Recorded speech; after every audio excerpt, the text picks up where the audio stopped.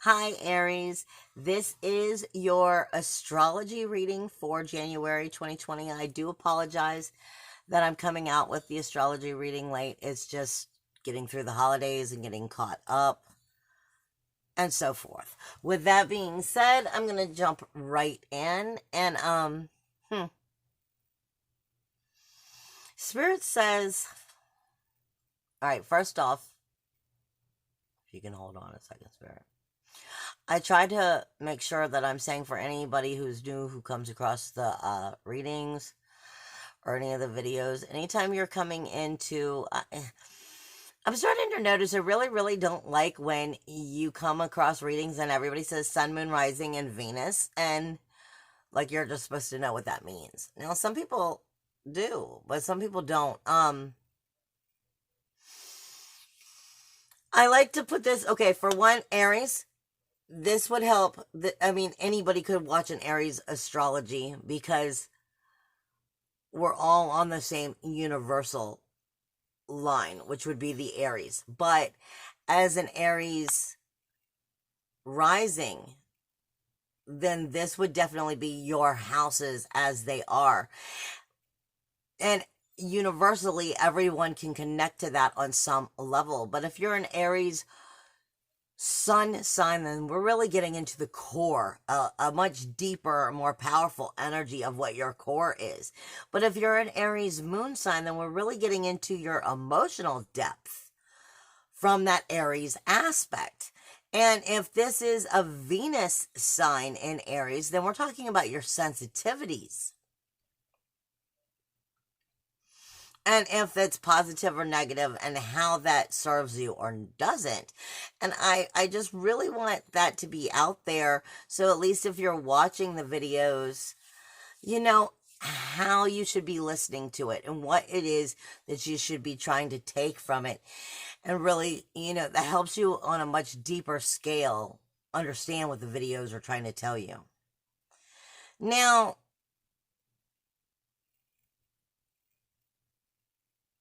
this is your personal interests, your personal investments of getting to the hidden self of what this month is,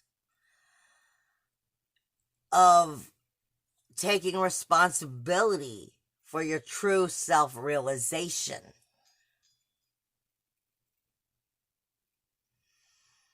for your habits, for your self-esteem, for your value, security, for all intents and purposes, your morals. And enjoying or enjoyment of life and being you and being able to bring your resurrection, your rebirth, your inner phoenix up and out of you and forward. But this has everything to do with your higher mind being connected to you on a spiritual level versus just the idea of prestige. And you're overcoming some of your own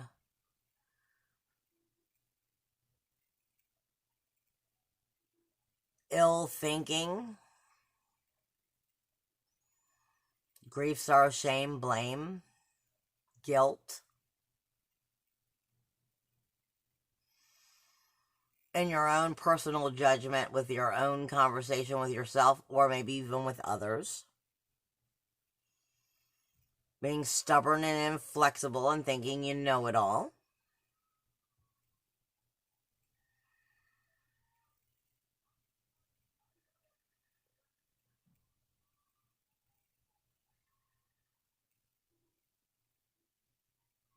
Being you, accepting you for all that you are, good and bad, and finding success in that alone.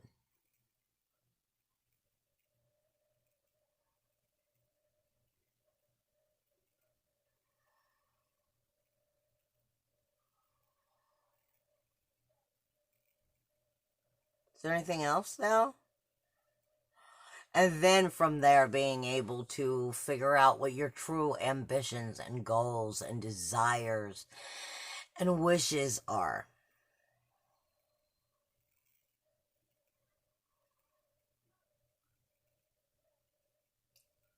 By undoing your own undoing.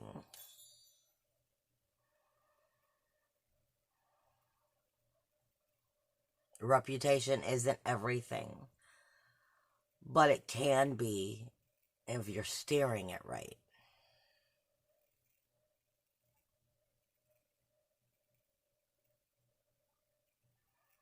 You're going to be given,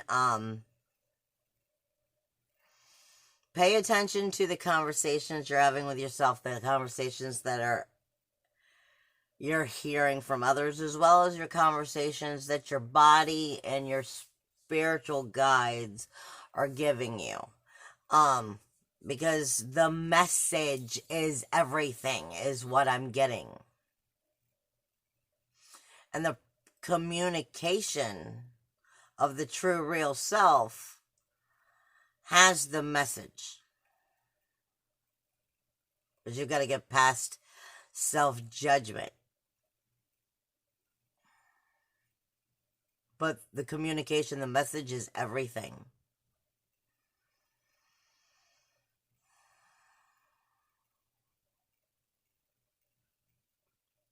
And stop trying to be perfect. Nobody's perfect.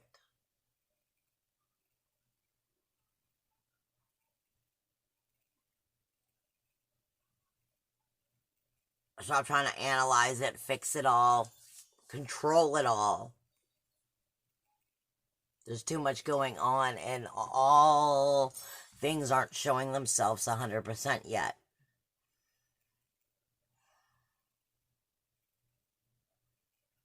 This is definitely a cleansing.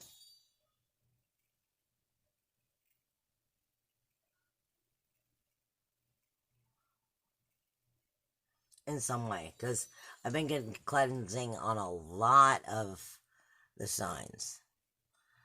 And whether it's a cleansing that's bringing transformational healing, or you're really need to cleanse the house, or maybe, do spiritual baths where you're doing cleansing on the aura and the body, the mind. But I'm getting that. But I'm getting a lot of holding on to burdens, feeling overwhelmed because of burdens and trying to be perfect, and fear of that, which is causing bitterness and blame and stubborn inflexibility, and that shit you need to let go. It's just holding you down.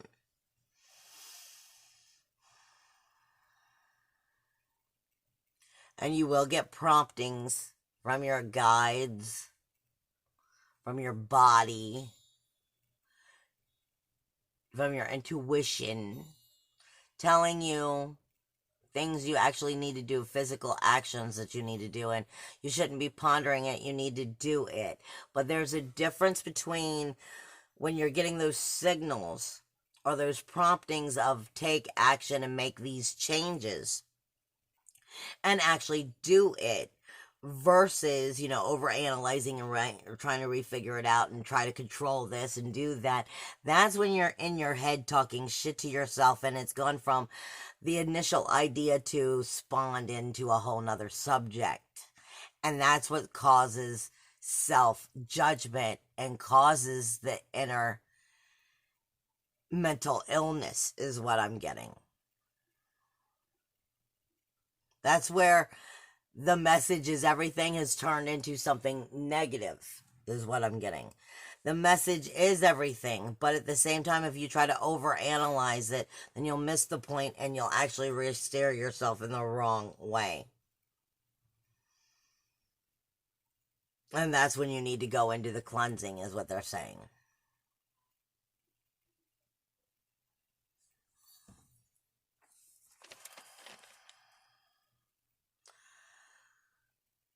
Stop worrying about your insecurities and your fears or powerlessness, because that will actually only help manifest more of it.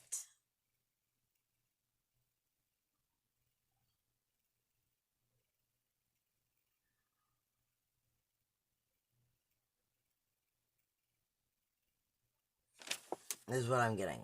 Sorry, I always flip back and forth. I have so many different notes that help keep me straight. So it's just what I'm doing. With that being said, let's jump right into the astrology because that's pretty much what I'm getting.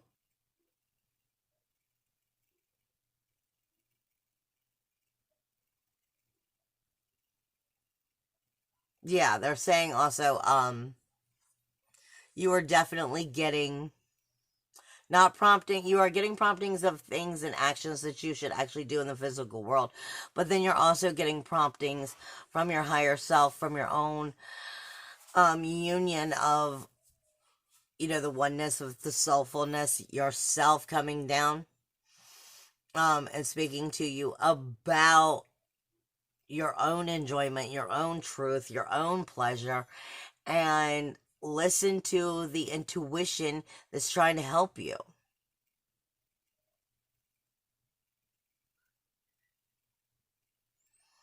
But stop holding on to the insecurities, the burdens, the overwhelmed energy, because it's only going to keep you on a lower vibration.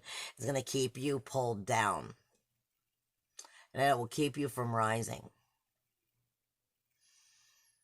Kind of go with the flow. There's an ebb and a flow of everything, and you need to be able to do that this month. And you're definitely getting some heart chakra energy. Heart chakra that is going through some healing energy. So communication and heart chakra is really what I'm getting the most of for you. Are we done? I'm getting a lot of that heart chakra has to do with the way you communicate with yourself or things you've said to yourself in the past, and it's time to stop doing that shit. Is what I'm getting. It's about time for you to value yourself, is what I just heard.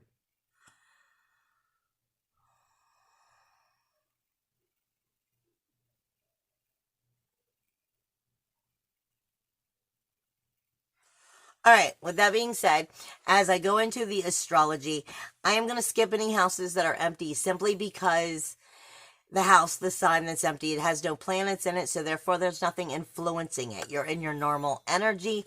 Nothing is influencing it positively or negatively, so there's really nothing extra going on here, and we're going to skip that. We're going to go into where all of the planets are and what in the conversations that planet and that house is actually having with you.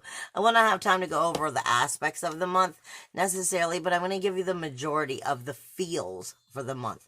Now, as an Aries sign, Chiron is in your first house. Your very awareness, your physical body, your personality, your appearance, your view of life, your identification, your characteristics, your core, your illumination of self as well as ego. Chiron is here, is bringing in the attention of the wounded healer, is trying to bring awareness to you, trying to help you tweak your characteristics, your personality, your appearance, your view of life, your image, how you're seen, from where in the past you feel like maybe you got the short end of the stick, where maybe you didn't value yourself well, where you've lowered yourself because of others' expectations, or you didn't have the courage to raise yours, because expectations is what I'm hearing. And Chiron, the thing that's going on is Chiron is very close. It's in your first house, but it's very close to Lilith, which is in your 12th house, which actually, even though the 12th house is, your hidden self, your hidden deceptions from yourself, your hidden self undoing, where you've self-sacrificed yourself and created the problems and tucked them away all nicely, is the skeletons in the closet holding secrets of your grief, sorrow, shame, blame, betrayals, lack of liberation, lack of self-belief, bad habits, lies to yourself. The 12th house is all about bringing that crap up out of the skeletons in the closet, rebirthing it so that it has to be healed. But the first house is, the alpha, learning how to become the alpha, and it is learning how to be aware and what the personality is, and to stand in its power, and to figure out who and what it is for that power to be found. These two, Chiron and Lilith, even though they're in two separate houses, are kind of coming together and marinating into a healing self, a healing fire of soulfulness. And that's very powerful. So that's a very good thing, and you're going to be feeling that for quite a while. Even though Lilith will be moving, Chiron won't. But this is definitely coming into re-illuminating your inner fire, your core itself. And this is definitely a powerful thing for you. Your second house has Uranus in it, which is about to go direct on the same day as that lunar eclipse on the 10th. In Cancer. But your second house is Taurus, and Uranus is here with Vista, the soul fire. I mean, I feel like this energy is finding your fire, the soul's fire, because Uranus is independence, individuality, uniqueness, freedom, self-worth, self-value, self-esteem, and how you create your own inner heaven through the fire and the soulfulness of who and what you are. And it's going to go direct the same day as that lunar eclipse, really pushing out that independence, individuality, uniqueness, freedom. Notice me. And I'm going to stand in my liberation, and not even notice me like pay attention, notice me, but as in, here I am, and now you know. This is what I really feel like what this energy is. Here I am, yeah, and now you know. Don't get that mistaken anymore. I feel like that is really the energies that's coming out here. Really finding your personality, your self, your soul, igniting its flame. Such beautiful energy. Your third house doesn't have anything going on. That's just the communication zone. Now, it doesn't have anything going on, but I will tell you, like I said, the message is the key. Everything about this has to do with communication, but I believe that for you, the communication is really with yourself. About what you want yourself to communicate to the world. Your fourth house is where that lunar eclipse is going to take place on the 10th and the full moon. It is taking place in your inner emotional security, in the personal foundations of who and what you are, the roots of who and what you are, the home.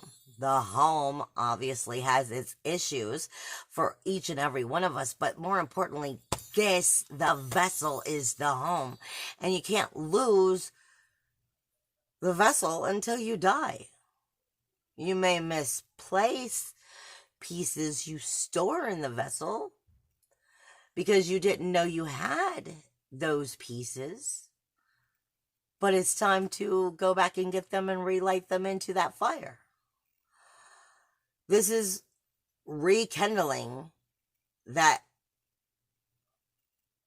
security, investing in that inner emotional security, trusting in it, knowing in it, believing in it, fueling it. And the North Node is telling you, as you go through this energy, of what you need to know to make sure you are securing it. It's probably going to be showing you where you've done it wrong so that you won't make the same mistakes. But it's definitely has its way of putting you back on track with strengthening that inner emotional security so that you don't continue to make the same mistakes. Now, that lunar eclipse on the 10th and that full moon is in opposition of that 10th house. Your honor, your reputation, your prestige, your professional career, your social foundations, your financial success.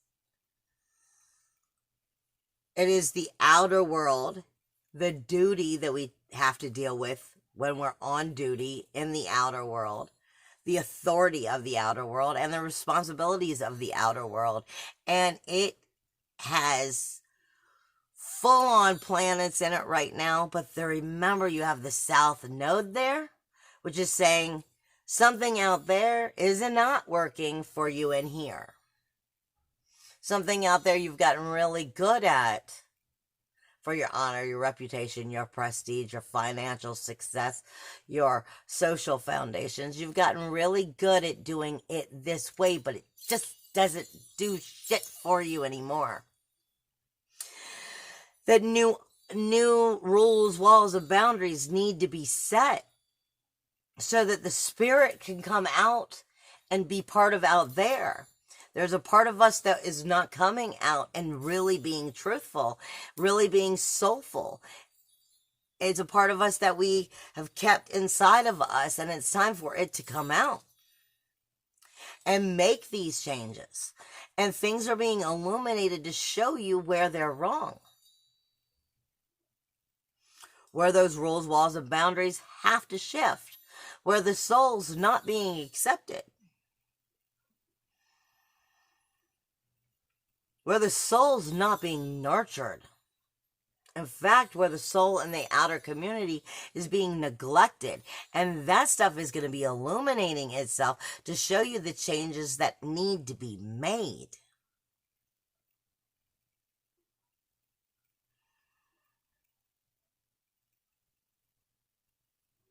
That ultimately deal with the honor, the reputation, the prestige, your professional world, your professional life, the financial success, the social foundations. And where is all of that standing in the way of the soul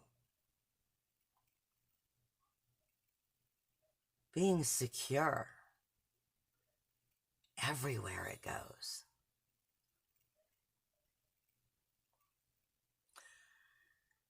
We're learning how to get to that. This is beautiful energy for you.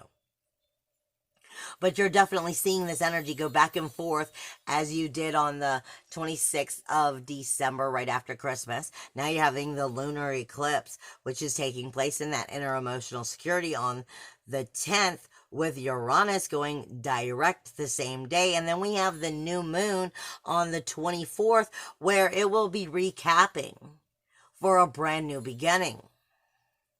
So, I mean, that's very powerful in itself.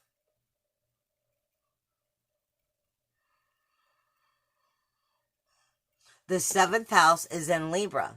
This is our relationships. And it has the collective consciousness in it, which is Haumea, and it also has Ura in it, which is the sacrifice and the commitment to the true collective consciousness of what these relationships are. And then once we acknowledge the truth of these relationships, what and how do you make justice within them? And what and how do you have to do to create true balance and harmony? And is balance and harmony even possible? Depending on the relationships that you have in your life. This is asking you, ultimately, do not lose yourself in these relationships.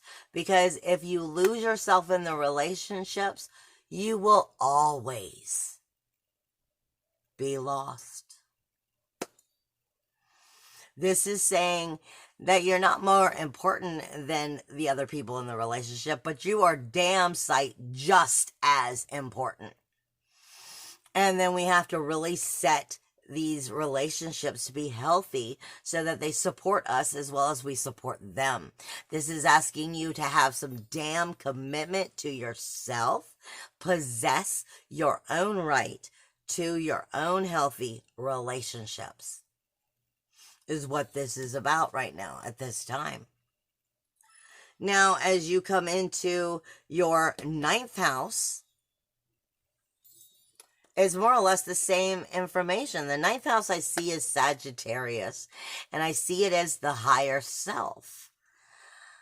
Especially when Jupiter was here. It's your ethics, your morals, your spiritual urges. It's the true knowledge of what you already know. But it's also philosophy and religion. It's the laws that we've been taught. And some of these laws we've been taught are not right because they've been set according to, ethics and ideas, known by man. But on a soulful level, on a spiritual level, we know what the true morals are. We know where the true heart is. We know the truth of what's right and what's fucking wrong. Even if we don't necessarily always stand in that power. Mars is asking you to take passion, action, and aggression and stand in the power for what you know damn well is right. And have courage to be it. With ethics, morals, spiritual truths, psychic energies.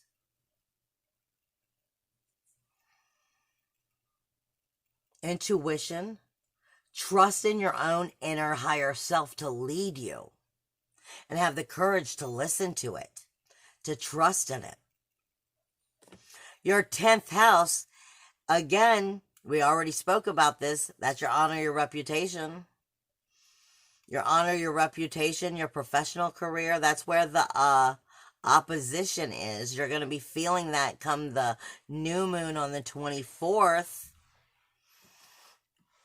And the 11th house. The community that supports the goals, the dreams, the ambitions. That helps build the healthy honor and reputation that you wish to have.